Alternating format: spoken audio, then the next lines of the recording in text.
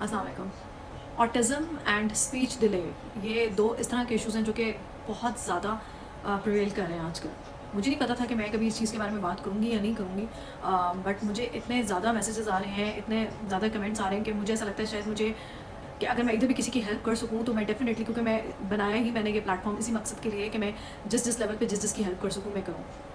मेरे जितने फॉलोअर्स हैं उनको ये तो पता है कि मैं बच्चे होम स्कूल कर रही हूँ, और मतलब मेरे हार्डली बच्चे जो हैं वो ज़िंदगी में पूरी मेरे ख्याल से 2 साल के लिए मुश्किल से गए होंगे, 1.5-2 साल के लिए, ठीक है। और उसके बाद मैंने उनको घर में बिठा के तब से मैं उनको पढ़ा रही हूँ। मेरा जो सेकंड नंबर वाला बेटा था, he was speech delayed and he was on autism spectrum also, very slight, बहुत ही कम, क्योंकि ऑटिज़म जो होता है ये इस तरह की आपके लिए एक एलिमेंट है कि जो आपका इसका एक स्पेक्ट्रम होता है। ऐसा नहीं है कि सारे बच्चों के साथ सेम इश्यूज़ होते हैं।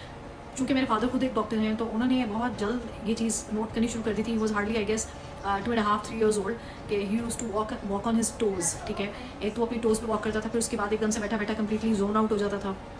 मतलब आप कह लें कि उसकी अपनी ही कोई उससे बात कर रहे होते थे या कुछ, तो रिस्पॉन्ड नहीं करता था। और मतलब बहुत सारी चीज़ें थी जो कि मेरे बाबा वो पैटर्न्स को नोट कर रहे थे, लेकिन वो हमसे बात भी करते थे, but at that time I was doing job, ठीक है। तो हम कहते थे नहीं बाबा कुछ नहीं होता, अभी बच्चा है, शायद टोज़ पे वॉक कर रहा है, ही विल बी फाइन, और ये वो हमने इग्नोर किया उन चीज़ों को। फिर उसके बाद आहिस्ता-आहिस्ता फिर ये होता था कि जब हम किसी भी क्राउडेड एरिया में जाते थे, जैसे फॉर एग्जांपल मॉल्स में गए, कहीं भी गए, तो it used to become so difficult for us to control him, कि वो ज़ोर-ज़ोर से रोना शुरू हो जाता था। और बिल्कुल मतलब आप कह लें कि एक अजीब सिनेरियो हमारे लिए क्रिएट हो जाता था कि हमसे वो चीज़ हैंडल नहीं हो रही होती थी। हम मतलब हमने जाना छोड़ दिया था पब्लिक प्लेसेस के ऊपर, ऐसी जगहों पे, क्योंकि sometimes it used to be very very difficult for us. लेकिन ये हालाँकि माशाल्लाह बड़ा, मतलब मेरा जब बेटा पैदा हुआ था और मतलब 2.5 साल तक ही वाज़ अ वेरी, आप कह लें, एक्टिव बॉय, मतलब बहुत ज़्यादा सोशलाइज़ करने वाला, बड़ा खेलता था, बड़ा इंटेलिजेंट, और मतलब हर चीज़। लेकिन suddenly we started seeing those changes in him. Secondly there was no eye contact, zero eye contact. अब जैसे-जैसे वो बड़ा होता, साथ-साथ उसकी स्पीच डिले भी थी। वो तकरीबन साढ़े 3 साल था, साढ़े 3 साल का था तकरीबन। 2016 के एंड की बात है, 2017 में हम एंटर होने वाले थे, and yet he was not talking.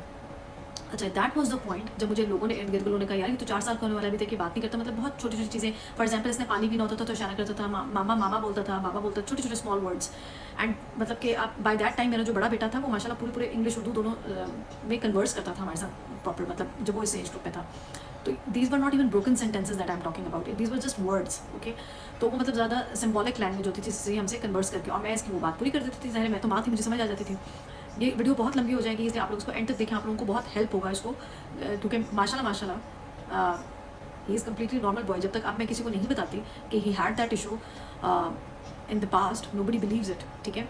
तो मैं अब आपके साथ वही शेयर करने आई हूँ कि मैंने क्या किया, ठीक है। खैर उस टाइम पे हमारे एक फैमिली फ्रेंड थे जो कि who happens to be a child specialist.